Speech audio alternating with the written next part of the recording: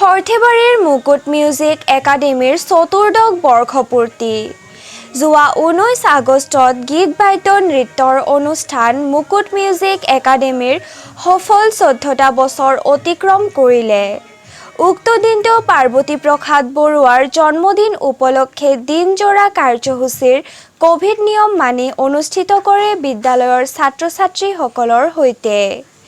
উক্ত অনুষ্ঠানত সংগতি ৰাখি পাৰ্বতী প্ৰসাদ বৰুৱাৰ প্ৰতিচ্ছবিত মাল্যৰ্পণ কৰে আৰু বন্তি প্ৰজ্বলন কৰে সৰ্থেবাৰীৰ বিশিষ্ট অসমীয়া প্ৰতিদিন কাকতৰ সাংবাদিক ভৱেশ ডেকাই। লগতে অনুষ্ঠানত উপস্থিত থাকে সংগীত শিল্পী তথা ডি নিউজ আছামৰ সাংবাদিক সৰ্থেবাৰীৰ উজ্জ্বল ডেকা। লগতে সংগীত শিল্পী কুলেন বৰ্মন, দীপেন বৰ্মন, প্ৰাণজিৎ ভূঞাকে ধৰি বহুকেইজন শিল্পী কলাকুশলী উপস্থিত থাকে।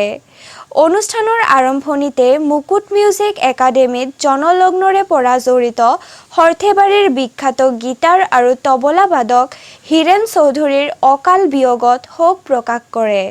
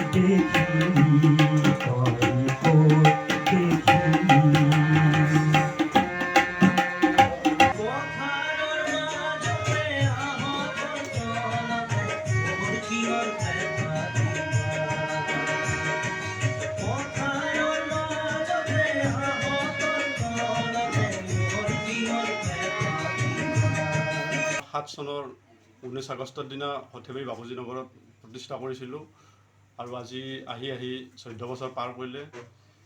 এই অনুষ্ঠানত আমি সৰুৰ পৰা আদি কৰি সকলোকে গীত বাদ্য নৃত্যৰ প্ৰশিক্ষণ দি আহি আছোঁ আৰু এনেকৈ আমি প্ৰতি বছৰে এনেকুৱা অনুষ্ঠান এটা অনুষ্ঠিত কৰোঁ য'ত শিশু বা আমাৰ ইয়াৰ ছাত্ৰ ছাত্ৰীসকলে বিভিন্ন ধৰণৰ তেওঁলোকৰ অনুষ্ঠান পৰিৱেশন কৰে আৰু সেই একে অনুষ্ঠান আজি আমি ইয়াত অনুষ্ঠিত কৰিবলৈ লৈছোঁ।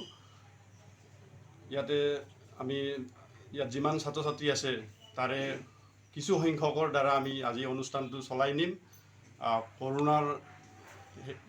কৰোণা বিধি মানি আমি এইটো অনুষ্ঠান আগবঢ়াই নিবলৈ চেষ্টা কৰিম। বৰ্তমান ছাত্ৰ ছাত্ৰী কিমানজন আছে?